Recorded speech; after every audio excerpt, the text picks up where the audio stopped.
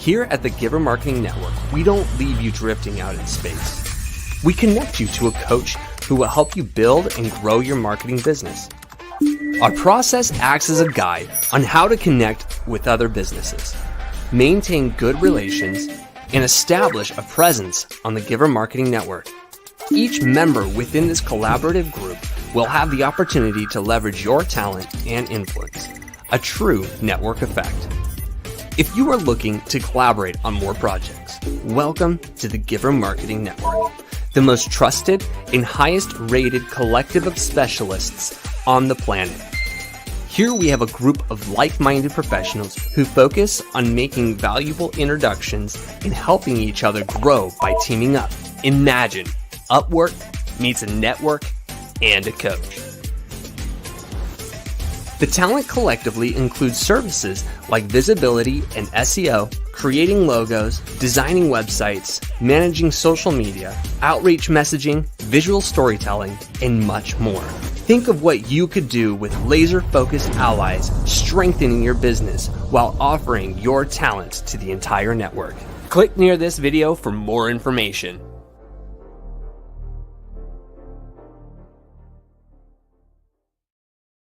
Welcome everyone to the Giver Marketing Network and the Kingdom Warriors live masterclass with Daniel Andrews and myself, Timothy Morgan, here to help you get better at business and marketing. Specifically marketing, that's our focus today. And there's a broad definitions of marketing and networking and sales and business even, and all these different terms, but we're going to shake your mind up a little bit today, right, Daniel? We're going to have some fun kind of re-looking at these common terms that we use in marketing and business, and we're going to look at it in a classy way. I'm excited because you and I have had a chance to work together a little bit, get to know each other quite a bit, and we're going to be able to dig into something that is often misunderstood. And here we go. But before we begin, Daniel, where did you come from? Like, what got you to do what you're doing? Like, can you tell us the story behind Daniel Andrews? Sure. Yeah. Well, in December of 1967. No, I'm kidding. I'm not going back that far. How I got to do what I do. I believe very firmly that in business, people don't need more connections; they need better connections. And I've always been on the quest for those. And to me, that means a deeper connection with strategic connections. And the way my brain sorts information, I've very consistently been on the hunt for strategic connections. And let me make it, paint a really clear picture for people, right? The mortgage lender and the real estate agent can do a lot of good for each other, right? The CPA and the financial advisor can send a lot of business back and forth, even if they're not customers of each other. Right. The moving company and the divorce attorney can refer a lot of business back and forth. Right. The estate attorney and the divorce attorney can refer a lot of business, back and forth. And so and people get that, right? They understand that they can meet and connect with potential referral partners. And so I've always put myself in positions where I could be around quality people, where I could search for the connections that would make the biggest difference to the results that I wanted to get in work and in life. And and then when I had an opportunity, I was part of an organization in Houston called Network in Action. And they were, at the time, they were very popular in Houston. They were only in Houston. And when I went to leave Houston, I was, not happy that I had to resign because they didn't have one in South Carolina. I couldn't just transfer from Houston to South Carolina. And I was talking with the founder about the fact that, I was a little bit sad. I thought it was a great approach. I wish they had one in South Carolina. Yeah. And he's like, well, we could. And I'm like, really? When are you thinking about it? He goes, when are you moving? I'm like, what? He said, I think you ought to carry the flag for us. He said, we'd like to expand outside Texas, and if you want to be the first flag carrier outside the city and the state, we'd love to talk about that. So we structured an arrangement where I work, under the Network in Action brand name, and provide communities, two local communities and one national community that meet monthly to share connections, basically break out our Rolodexes. And then also over that time, I've been doing that almost 7 years now, 6.5 anyway. And over that time, I realized that people also needed support around how to mature a relationship. right? Most people, when they're out doing what they call networking, they're doing what I call, marketing by hand. Right? They're giving out a business card and saying something like, hey, if you ever need me, call me. Oh, better yet, if you ever think of somebody that needs my services, have them give me a call. Yeah, but why you? I know 30 other people that do what you do, right? Why would I send the business to you? And people can get to that position. They can become the trusted recipient of referrals, but they don't have a roadmap or a toolkit that's going to take them there. So oftentimes it seems like we skip steps, and I know we're going to get into that today and talk about how to bridge that gap. That is so important. Oftentimes, we'll hear somebody's story, we'll see somebody developing their business like yourself, and we'll go, how did you do that? Like, how did you get to the place to where your referrals and connections and conversations and appointments were higher and higher and higher quality over time? And that's why I love talking with you, because you have this ability to systematize quality, but not lose your soul in the middle of the process of building relationships. And so this is going to be fun. And there's a gift, ladies and gentlemen, at the end of our presentation. So you want to hang on right to the end, and we're going to dive into some good show and tell here. And actually, let's bring that up now. Christine, if you could bring that up for Daniel, and we'll make sure and add that to the stream. And then that way everybody can follow along with a little bit of show and tell from Daniel Andrews, ladies and gentlemen. By the way, while you're watching, listening, running, jogging, exercising, doing whatever you're doing, look Daniel Andrews up. Find him on where can you be found most often, Daniel? Is it LinkedIn? Is it somewhere else? Where I know where we connected, but where can you be found? Right. I'm LinkedIn and my calendar, the two tabs that stay open all day long. All right. There it is. My name is so common that I'm hard to find. A Google search won't take you there. LinkedIn won't take you there. You'll have to sort among literally thousands of us. So DanielPatrickAndrews.com will take you to where you can get directly to my LinkedIn profile, et cetera, et cetera. So there you go. Do that, ladies and gentlemen. DanielPatrickAndrews.com. All right. So as we jump in, holy smokes, explain this title. Explain this running title that we got going here. Sure. Well, and I put quotes around it, right? And you and I had a good conversation around, networking and networking, right? Right. So, when I roll with the phrase, stop networking, I don't mean stop networking. I mean, stop networking, right? Stop doing what isn't truly building a network. And in my language, I use, different vocabulary for a reason, right? But I love starting with that because it's kind of a sharp elbow to the face, right? You'll know that in marketing, right? A sharp elbow kind of works as long as it's not too painful, right? So when I tell people that, people go, Dan's the networking genius, right? He's great at networking. I go, well, the interesting thing is I believe thoroughly that everybody should stop networking as soon as possible, right? And by that, I mean the networking, what they're doing that's not getting them results. Okay. Right. So if it's not producing the results you want, then clearly it's not what you think it is. Right. So you can call it whatever you want going forward. I call it building a network or building relationships that matter in the context of what I do.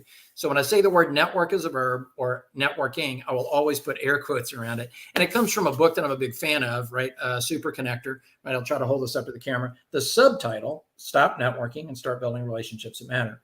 Sure. I assume he has a copyright on his book title, but I assume he doesn't have a copyright on his subtitle. So until I hear from his lawyers, I'm going to keep using his subtitle. It's a good attention getter. It's a good conversation starter for and sure. Maybe one day he'll want to call up and partner with me, right?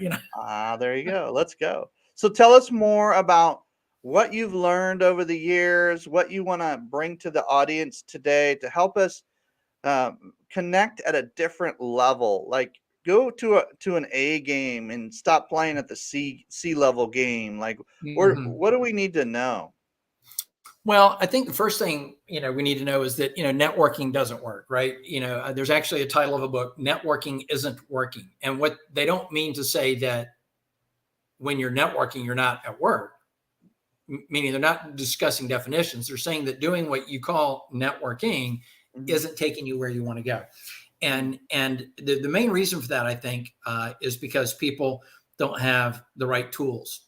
I think people show up with the right idea. They show up with the right mindset. They show up with the giver's heart, but they just don't know what to do with it, right? And that's why I call it marketing by hand, right? At a live event or the equivalent in a digital event. People are doing the fundamental equivalent of going into the parking lot and sliding business cards underneath windshield wipers. They've created awareness, but they have not created any call to action or any compelling reason for a call to action, right? When I give my card to you, Timothy, I'm like, hey, if you ever need me, call me.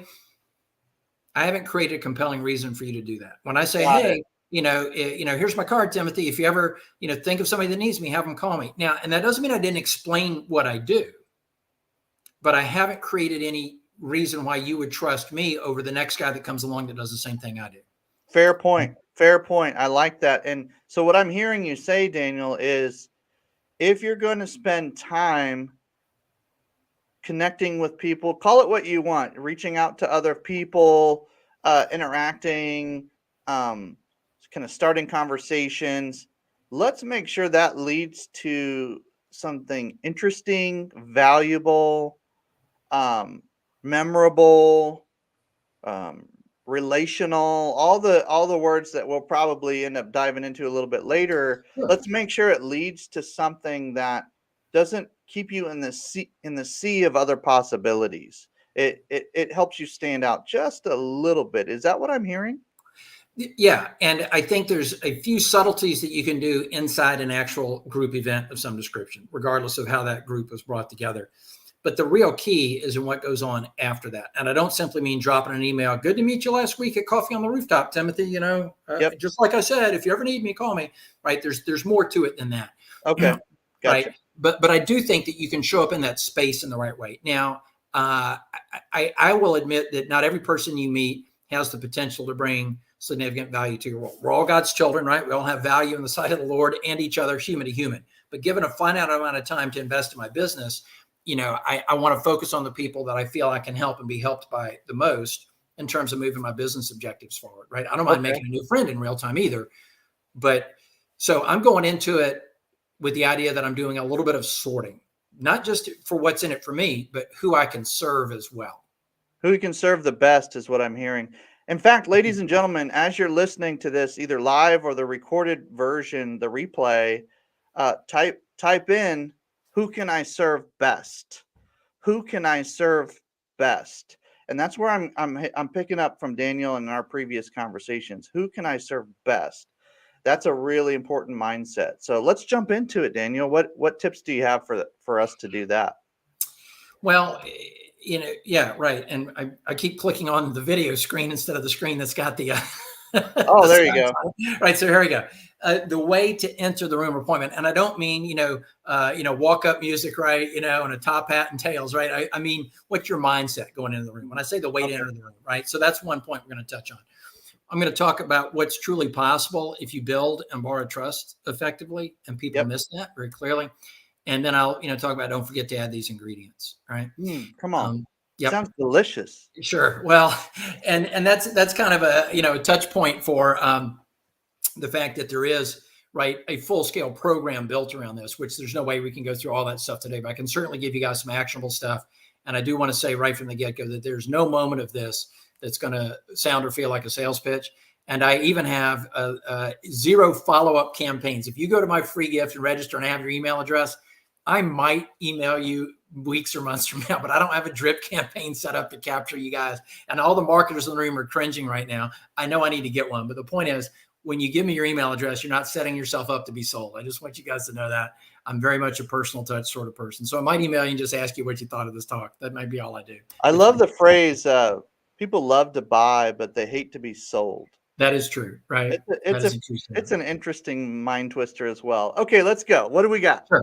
The way to enter the room or the appointment, whether you're going into a room, digital room or physical space with people in it, or whether you've got a one-on-one or what I call a paired interview, an appointment set, you've committed that time. That time is blocked on your calendar. You're there. And I like to show up, and I think people should strive to show up with the mindset that in that moment, for the time they've committed, they will seek to serve more than they are served.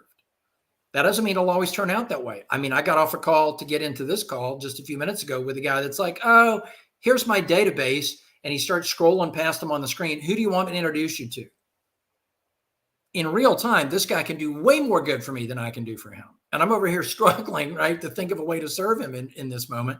But he was okay with it because he knew that's how I showed up, that I would if I could. And he'd already articulated how I could serve him. And I told him that I would work at making those introductions that he needs, right? So the notion that it has to be equal, or that I have to give as much as I get, or no, I'm willing to serve more than I'm served, but it may or may not pan out that way. But my willingness inherently builds trust. So that's part of it. And the other mindset, great mindset. Yeah. Well, and, there's two ends of that, extreme, right? I spoke to a friend of mine, Rob Murray, one day, and, and I hadn't quite stated what I just stated, but I was talking about meeting people and trying to, and he goes, yeah, I love it. I believe you should show up for those meetings, with no agenda. And I said, that sounds lovely, Rob. It's a terrible idea.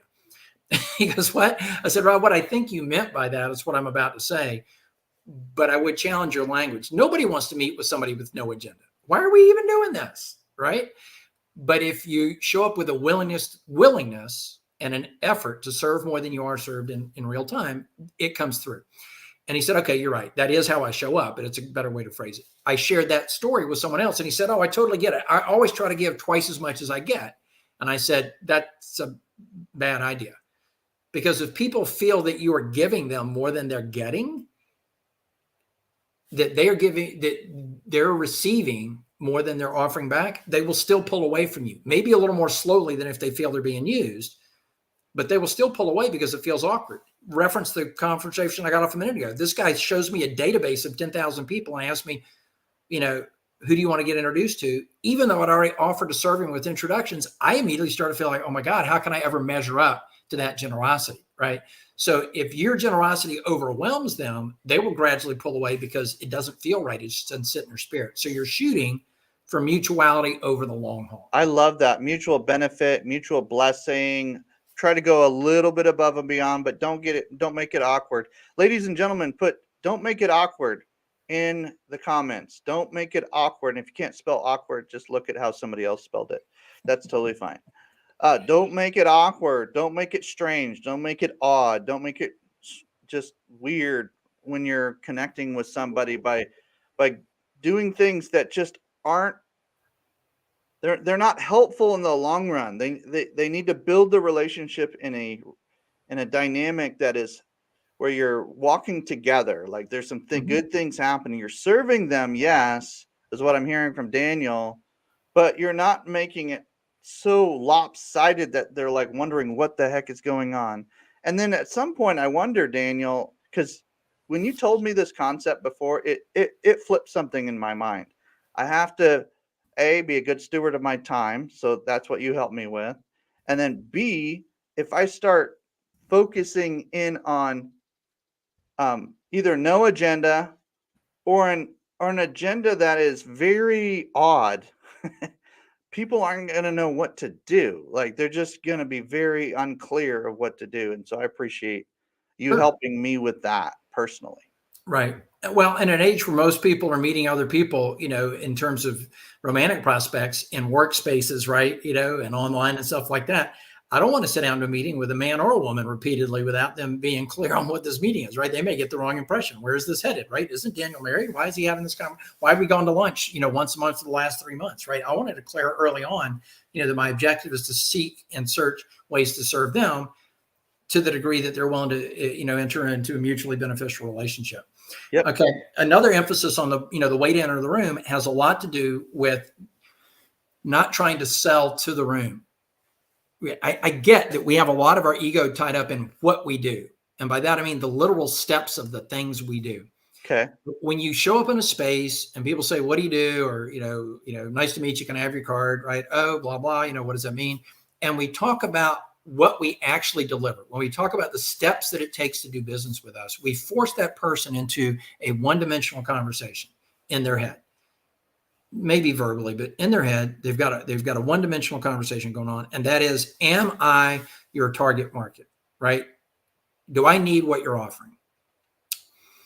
And like you said a minute ago, people love to buy, but they hate to be sold, right? So the more you talk about what you do, and they're stuck in this conversation in their head of, do I need that? Even if you're not trying to imply that you're selling, it feels like you're selling, and that's how they process it, which creates a little bit of resistance. And again, they're stuck in the one dimension of, do I need what he's offering? And will he shut up so I can tell him what I offer and I can find out if he needs what I offer? Right. So how do we find the sweet spot then? If we Well, shouldn't go in selling, but then we shouldn't go in with okay, ambiguity, like how right. does that work? Talk more about who you serve, Oh, okay. because Okay. then the conversation, Tim, becomes, do you know people like those that I serve? Smart. Right. And authentic. And Authentic authentic. and smart. And then you're selling through the room, not to the room. Now, Tim, even if in my head I've identified you as an ideal prospect for me, right? You're my target market for whatever reason. And I start to talk about who I serve, that still allows you to go, I'm in that category. Daniel, I'd like one of those conversations. But I don't have to treat you like a prospect in order for you to still be a prospect. You can still identify yourself as a prospect. Would that be a little bit like somebody's in high school or college age and they're going on some dates with some friends, maybe even some things going on, group dynamics, just hanging out, just doing different things, going to the ball game or whatever, and somebody starts just mentioning, "Man, I'm just looking for, someone who I can spend the rest of my life with that has these qualities. I just get really excited to think about, doing life together with this person in this way, or making a commitment to this person in this way. And I want to have kids. And these are the things that I'm excited about. And I want to be the best, person I can be for them and serve them in this way." If they start going on and on about that, there's going to be some people in the room going, "Dang, maybe I want to hang out with that person." Right. Well, and I spoke to somebody, I don't know, about 6 months ago, and he said I could use his romantic testimonial. But when he got serious about settling down, he started telling all his friends, these are the characteristics I'm looking for in a partner and a wife. And within a few months, somebody introduced him to the one he's been married to for like 40 years. Right. Come Now, on, man, that's awesome. I know. Now, I don't want to, I'm reluctant to put too much of a romantic metaphor in here or analogy, because that's not the point of what we're talking about, Yeah. although it can work just as well in that space, to be sure. But Well, it's relationship 101. It's relationship building. It's human interaction. It's not right. rocket science. There is a science to it, but it's not rocket science in that it's super complex at least at its beginning stages. Sure. So I appreciate you laying it out this way. It's super memorable and helpful. Well, and I'll give you another quick example. A friend of mine named Wade runs a printing company that's right up here. I say right up here as if I was at my office. I'm officing from home today. Up at the top of the hill at the junction between the University of South Carolina campus and downtown Columbia, South Carolina. Right. So if you met him at a networking event and you said, "What do you do?" and Wade said, "I have a printing company, right up here at the top of the hill. You can see it from here, right? From meeting downtown. And that it's right near the campus and, surrounded by downtown, businesses. Who would you guess his market is off the top of your head? If that's all he said, if he said what he does, I do printing. My office is right here downtown. Who's your natural guess as to who his target market is? Well, I mean, based on just what he said, if I'm not like thinking outside the box, I'm thinking, oh, he must serve just the people in that region or that area. Right. Professors that need massive copies or spiral bound syllabuses, right, or workbooks, Yeah. right? Small businesses that need business cards, maybe some big businesses that need, dozens or hundreds of orders of business cards, right? Yeah. Or printing. No, his average order is $1 million. His three biggest customers aren't even in this state. He just happens to be located in downtown Columbia, South Carolina. So he's a national person that didn't mention anything about being national. Right. So if he says what he does, you're going to refer people, or you're going to feel really awkward when you ask him for a bid on 500 business cards and he chuckles. Right. But if he says who he serves, large manufacturers, particularly of luxury goods. Right. Got it. Daniel, do you know anybody that makes boats for a living? Okay, so yes, I do make people that make boats for a living, right? Right, but so that's the difference between talking about what you do and who you serve. Number one, you might mislead them as to what kind of referrals you want. Number two, again, if all you're talking about is what you do, you're stuck in that one-dimensional conversation. But if you talk about who you serve, then I have two dimensions, right? Who can I refer him to? Who do I know that fits those categories? And am I in that category? Who can I Excellent. refer? But also the question still on the table, am I his prospect? So now we've got a two-dimensional conversation, not a one-dimensional conversation. We're going to go 2D, 3D on this. I'm excited. Let's go. What do you got next? Yeah, we got to keep rolling because we're gonna total. Oh, let me kick back over here and click through two screens. All right, what's truly possible if you build and borrow trust? And I use this metaphor a lot. Right, we've all seen a relay race somewhere in time. We've watched a relay race at high school, collegiate, Olympics maybe. When the first runner comes around the track with the baton in hand, what is the second runner already doing? What motor posture is the second runner? They're already running, man. They're already running. Do they look back? Not generally for too long. I mean, they're running pretty. If everything's going smoothly, they reach back, but they don't look back. They only look back if something doesn't go according to plan. Do they stop in the middle of the race and go, is this a baton? Is this regulation? Is this the one the guy started with a minute ago when he left the starting blocks, 60 seconds ago? No, they run. They assume that the baton is legit. And when they come around the track, they hand it off without a second thought, right? And they get to the end of the race and they don't take the batons over to the judges' table to make sure they're all the regulation batons, right? Fourth runner inside the locker room when the gun goes off because he or she got stuck with a busted shoelace. They finally get it tied. They run outside. Do they stop and go, what event are we? Where they just look for the runners with the same color singlet on, right? And they get on that track and they don't stop and go, how did the first three legs go? They take off running when the time's right. They grab that baton and they roll with it. And the trust that we build with our first degree relationships, a subset of our first degree relationships, the trust that we build with them we can borrow against the trust they have with other people. Right? I spoke into a small group of people at 10 a.m. on a Tuesday morning that I needed to meet somebody in a very specific industry. By 11 a.m., Ariel, who was in that room, having a conversation with a guy whose first name happened to be Dan as well. So she made some joke about Dan, meet Daniel. Right? By 11:30, he'd identified that he was not who I wanted to talk to, but that Anna was. So by 11:30, Anna and I are in a text thread. And by 10 o'clock that night, she had sent me her link for a 30-minute slot on our calendar so we could talk about whether or not we had an alignment in values and should be working together. Great example. It sounds like this trust handoff or this trust borrowing is really, really a part of your kind of deeper knowledge. Can you show us some of your other slides? And then I want to go into like a roundtable discussion and see who else has more questions for you, because we got some folks in the green room. Yep. We're going to party it up here in a few minutes. I get it. And I totally want to respect that. But let's just take a quick look at what actually can happen. The first thing is to know that it took 12 hours to get 3 degrees of separation, right? From Daniel to Ariel to Dan to Anna, right? That's how fast 12 hours. Yeah. Get 3 degrees of separation and get what I wanted, which was a slot on Anna's calendar. Okay. Now, if there's only, and most people I know have 500 to 1,000 people that fit in the category of the people they can ask for something and that person would respond with an appropriate introduction or the resource if they had it. But if you just shoot for a small number, if you figure that I only have 200 people in my world that I can count on a response from, and Ariel has 200 people in her world, and Dan, whose last name I won't give, has 200 people, not this Daniel, but Dan has 200 people in his world. 200 times 200 times 200 is 8 million Annas. So there's really endless possibilities if you play the trust game instead of the pitching game. Is that what I'm hearing? Exactly. Okay. In 12 hours, I've got access to 8 million people. Now, does that mean 8 million emails are going out on my behalf? No. Does that mean I got 8 million appointments on the calendar? No, don't want them. But I asked the right person. Spam. We don't believe in that. I asked the right person to ask the right person to ask the right person.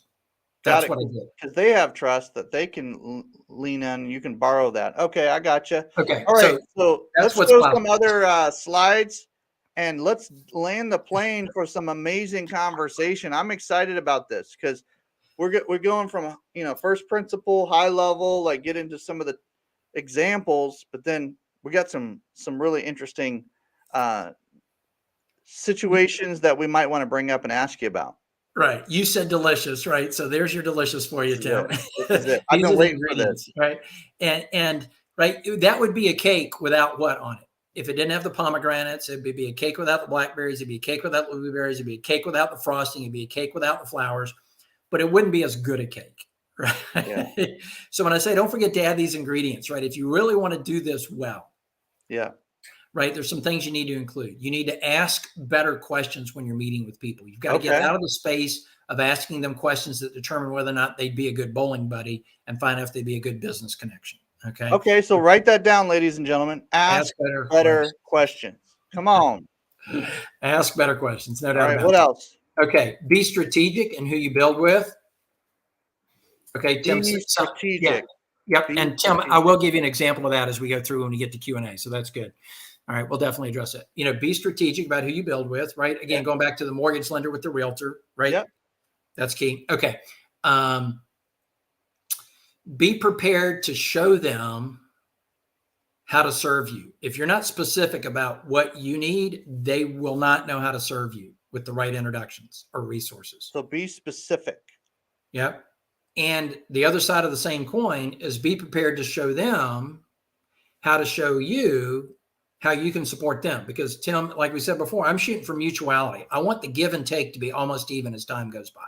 Okay. But if I don't know what resources you need, if you haven't done a good job of coaching me on what you need, I can't support you. And if I don't support you, eventually you'll stop supporting me.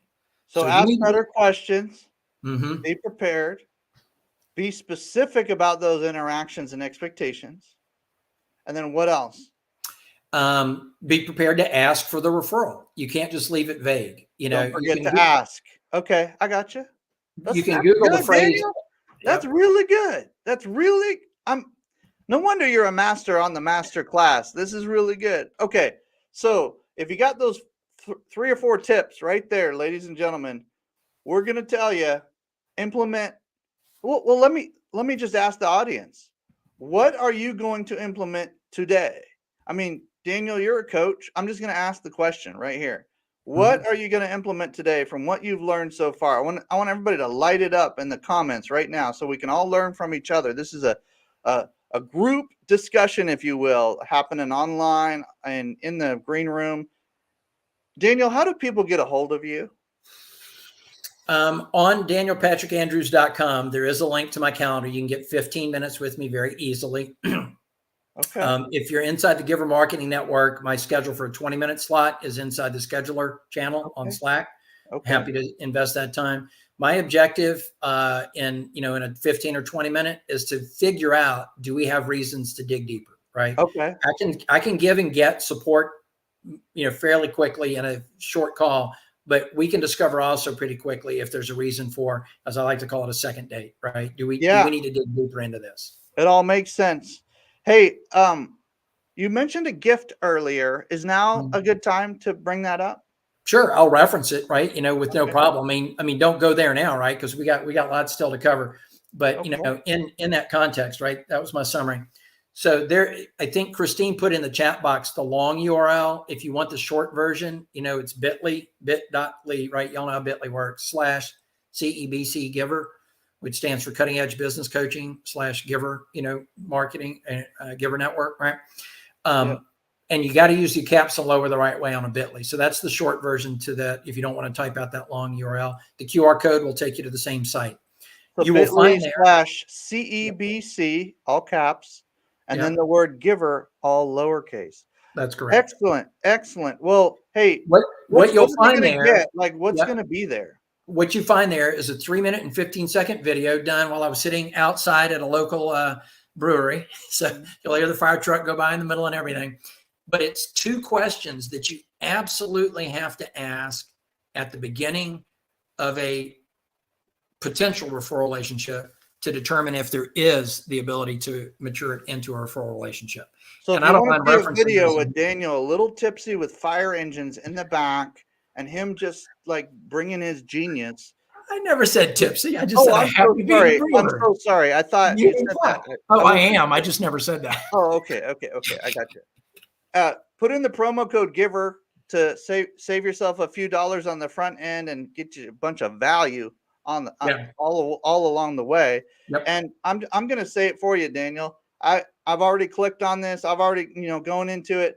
I recommend everybody who's watching this replay or live, just grab your resource. this is a gift from Danielle. This is something that normally people would pay for, or it has extreme value to it. This is not one of those, hey, here's a pen with my name on it kind of gift. This is an actual gift to help your business go to another level. And so we appreciate Danielle's wisdom. Let's bring the round table into the room. Let's pull down the screen share for now, Christine, and let's go interaction with this. Let's go.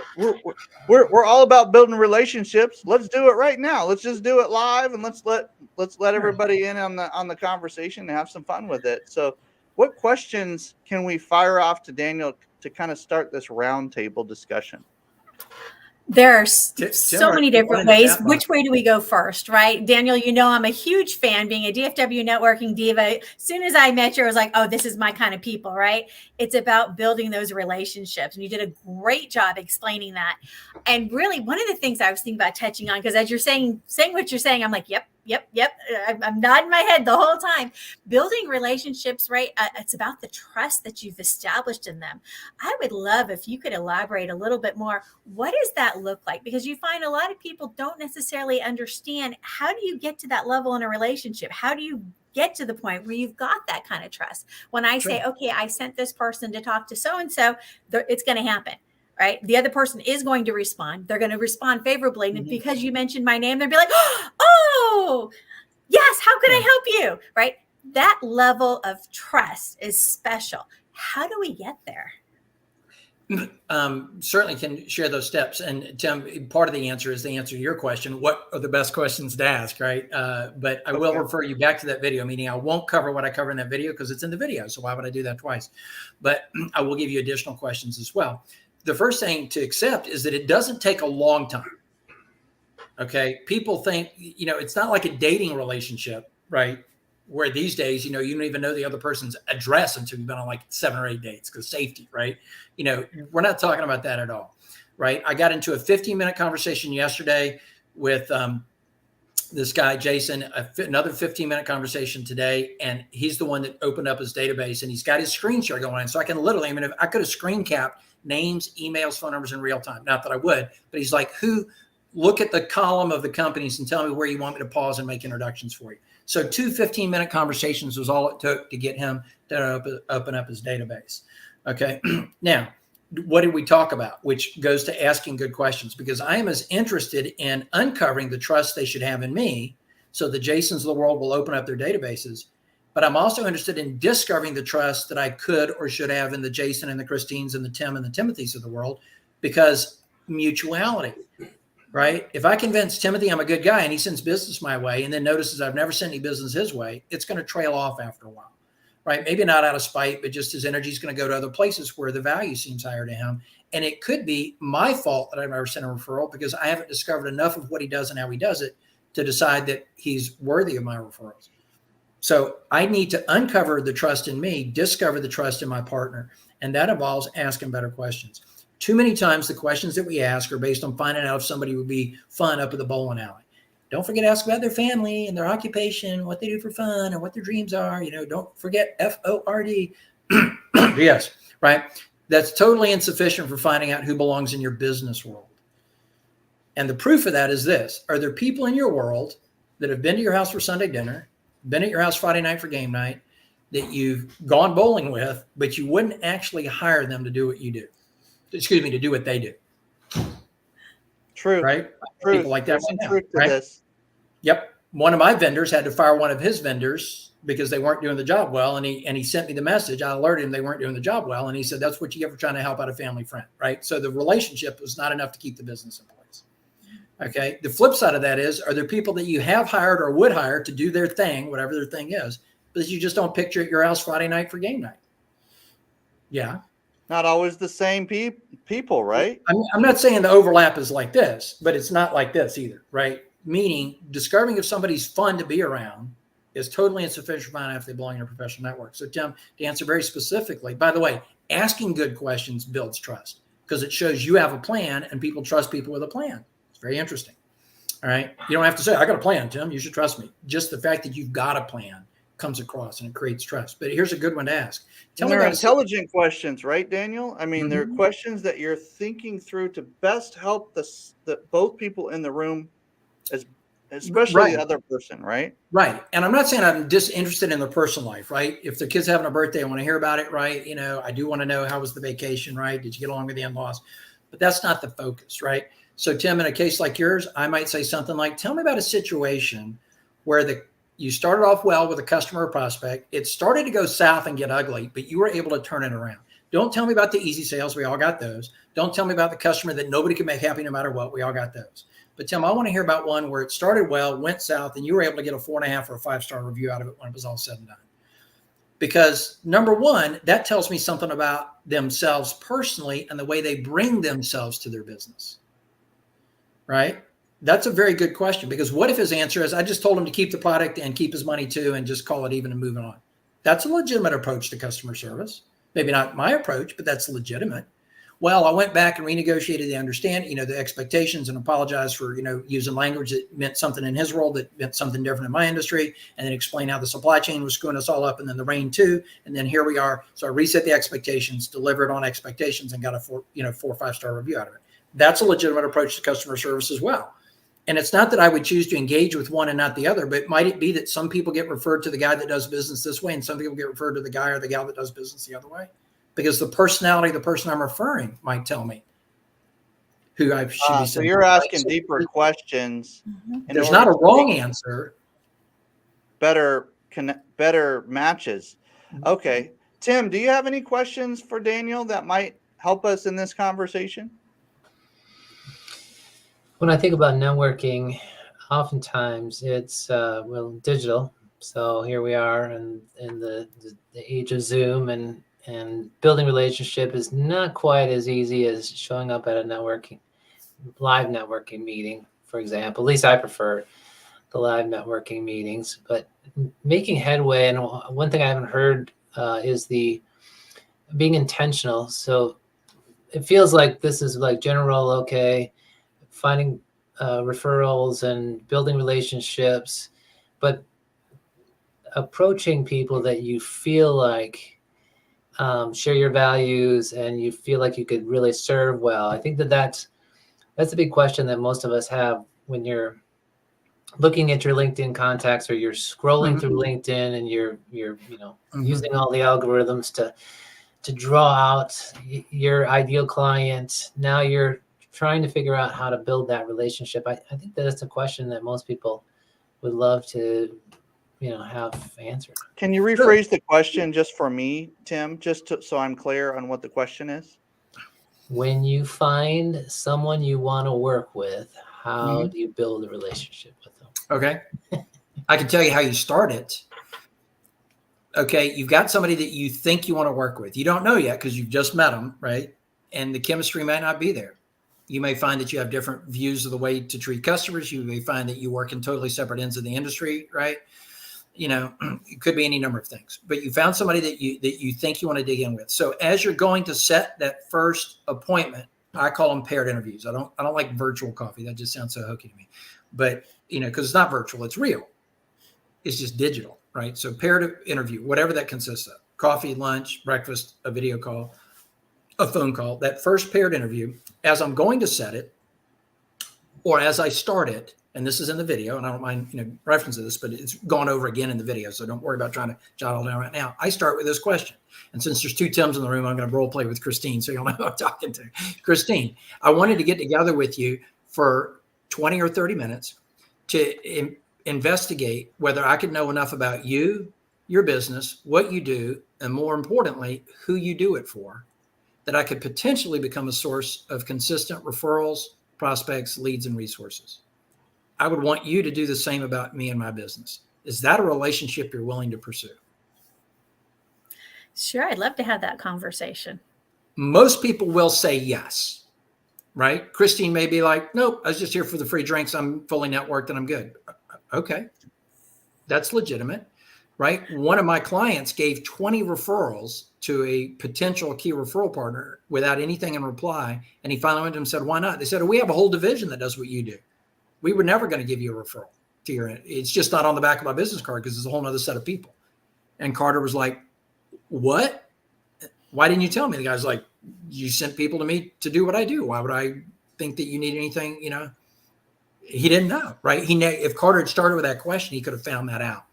I love it because it sets the tone, right? That way Christine's not going home to her husband going, yeah, this Dan guy keeps calling and wanting to Zoom with me. And I'm not entirely sure why. I mean, he's likable and all, but, and her husband's like, yeah, kind of find out what this is about. Because I'm very curious about that myself. If you're not as curious, I am, right?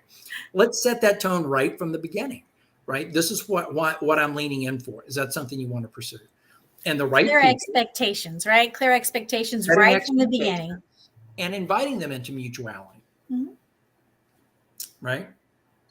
And they may say, well, I'm not sure how I could support you. Well, I'm not sure either, but let's investigate. And maybe there's some value we can share in both directions. Maybe there's not. Maybe I just help you because somebody's going to help me that, I was never able to help. I don't know, but let's investigate. Investigate, discover, right? The discovery calls, explore options. Those are all phrases that I like to use. Investigate sounds very formal. Everybody uses different language, but the idea of having some kind of non-threatening, clear expectation, aligned values, if I could bring Tim's question, into real focus here, because Tim really zeroes in on I want to work with people.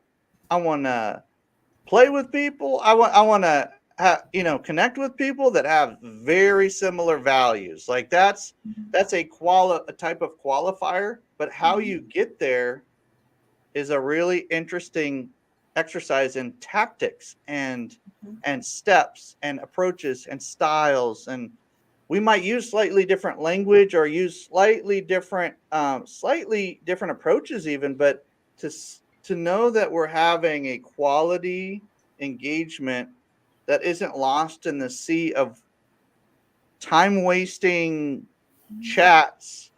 And I'm learning this as we go, because there was a day, and there maybe this is my question for you today, Daniel, is there a time when we maybe are less picky about our connections, but then we get more and more picky along the way? Or how do you approach that when somebody's just coming out the gate? Maybe they're in a new industry, or maybe they're in a new business. If they're just coming out the gate, we got to start somewhere. How do we know where to start? Quality and quantity, right? Right. Balance. Well, I would certainly say that you need to select your quality from a quantity, right? Because even if you have 10 of those conversations that started like the way I just gave you a starter, 8 may say yes, right? 6 may agree to a second coffee. 3 may turn out to be long-term players because the others either just weren't serious or didn't have the time, or, changed their minds about the value and engaging with you, right? So even at that level, you're sorting. But, if your goal is to have 10 quality relationships, then you can't just go pick up 10 business cards and take it from there, right? So I think early on, you're trying to meet a lot of people and then pursue a smaller subset that will get smaller, as you filter, right? Got it. Asking filter questions. But in general, I would say that if somebody's new in an industry, right, and doesn't have any customers yet, I would say that they need to actually target their networking down, not out. And then to make up the difference, because they're not there yet in terms of getting the referred business that they need, to account for 100% of their business, have their mentors, bosses, upline, whatever they consist of, help them figure out who they should be targeting, on cold calls and outreach or whatever other marketing methods they have. But the minute you start getting outside your target market, you're simply making your life harder. You either sign up for less than ideal customers, they're going to distract you from your core mission. They're going to be, price conscious, right? They're going to nickel and dime you on prices. They're going to argue about the quality of the service, right? So I would encourage people never to get outside the scope of chasing down what they view to be their target or ideal customer. But you're definitely starting the process by meeting a lot of people and then sifting, your pursuit, down in notches, as they, drop out or filtered out because you didn't like the answers to the questions. Any other questions, Christine or Tim, for Daniel as we wrap up and kind of land the plane today? This has really been great. I was just thinking about, you're talking about intentional networking, and I'm huge on that. So we see definitely eye to eye. And I was just thinking about how to tie that in. If you have a very specific audience that you're looking for, like what Tim was talking about, and maybe you slide a little bit that into that initial communication that Daniel's talking about, I'm hoping to connect with, and you might have a line in there that talks about other people with noble purposes or other people that are out to do good in the world. Why not slide that in there and use that as one of those pre-qualifiers? And would you be interested? And they're like, oh, I don't fit that qualification. I don't think they're going to enjoy talking to me. They kind of self-let themselves out of it. Right. So, right. One of my mentors, Earl Formata, told me that the $5 question is, will you buy my thing? Right. The $50 question is, do you know people that will buy my thing? The $500 question is, who do you know, that would know a lot of people that would buy my thing, right? So if I'm talking to Tim and he, is like Wade, he owns the print shop on the hill, right? And I'm in financial services. Okay, great. Wade might be a prospect. He's got a multi-million-dollar company. I certainly would like him as a prospect. Yay, that's great. Okay. But I know my key referral partners are CPAs and insurance agents, right? Tim might not know a lot of those, but I guarantee you he's got one CPA. And if he doesn't outsource it, his CPA in-house got hired away from a firm, right? And I know he's got, at least a commercial insurance agent who might also have the home policy, but I now can connect with him on, who handles your commercial, who handles your personal insurance lines, right? So I can still find value in the conversation with Tim by talking about not just who I serve in terms of who would be a prospect, but one step further removed, who would be the key referral partner.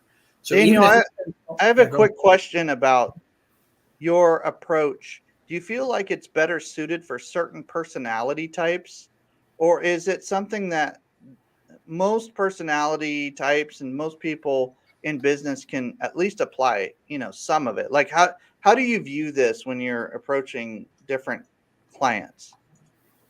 I think introverts naturally come by the quality over quantity conclusion. They decided a long time ago they want a few deep relationships and not a whole bunch of superficial ones, right? Okay. So they're excited about the fact that they can go out and do some of this networking treadmill, I call it, right?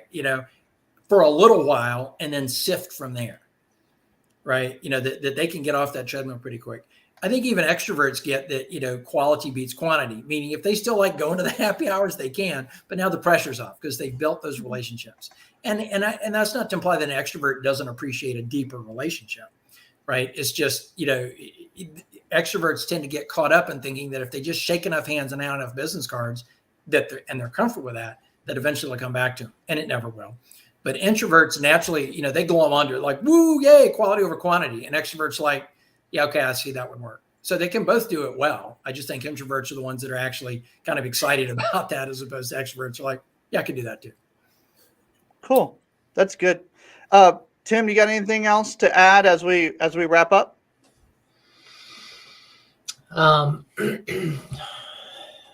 Yeah, I think I'm in the framework of the online world, and I resonate with the in-person world, but I'm just trying to figure out the best ways, the tools that are gonna, and I'm sure Daniel, with a conversation, you could make this clear, of approaching people for the first time, that initial contact of, the level of people that I want to reach and try to serve are not that accessible. And so that initial contact needs to be really on point. I mean, you can't. So you found them on LinkedIn and you want to engage in this level of conversation, but it's a cold start, or you've met them in a networking room? No, never met them. Just found them. Said, "Wow, this guy, he's okay. Everything that I wanted in a client." You got two options, right? You can fire off a really low key, text message, right, or email. If you can, if you're connected to them and can message them. And I love saying things like, "Tim, I'm not entirely sure if I'm on the right track here, but I'd love to get into a short video call, your platform or mine, where we can explore if there's anybody in my Rolodex that belongs in yours, anybody in your Rolodex that belongs in mine." I've only ever had one person go, "No, I'm good." Mm-hmm. Ideally, you're going to get introduced. Meaning, if you've got a target, Fred Smith, the founder of FedEx, right? And you want to get to him, I would go into online spaces or simply ask your network, who do you know that knows Fred Smith at FedEx? Who can make that intro, right? John Rulin, we got right to the top of the hour, right? So give me 90 seconds to tell the story. John Rulin, who's a guy that 5 years ago was getting paid $25,000 for a keynote speech, and that's not even his job to give keynote speeches. He's a great gift expert. He teaches people how to give gifts. Okay, he's on some pretty high dollar stages. He hangs out with high dollar authors. He's written his own book. He's connected. He goes on Facebook and posts for everybody that knows him on Facebook. He gave a little bit of the reason why. He said, I'm an investor in a company that needs to get connected to the C-suite at Topgolf in Dallas. Can anybody tee up an introduction? Boom. Within an hour and a half, Ryan says, I can. He said, one of my customers is either the guy you need or is connected to the guy you need. Set up a short call with me and let me understand the purpose, and I'll make the intro. I've known John Rulin 20 years. I've known Ryan 20 years. Ryan has known John Rulin 20 years. But John didn't know that Ryan knew. That's why he put it out to the public at large. And Ryan didn't go, sure, here's the intro. He said, meet with me and make sure I've got the language. He doesn't distrust John Rulin. Nobody would distrust John Rulin. But he wants the language so that when he makes the intro, it's a significant introduction. It brings value to the guy he's introducing as well. Right? Meaning not just it would serve John if you would meet with him, Bob. Would you meet with him? Bob, it would serve you if you would meet with John. Right?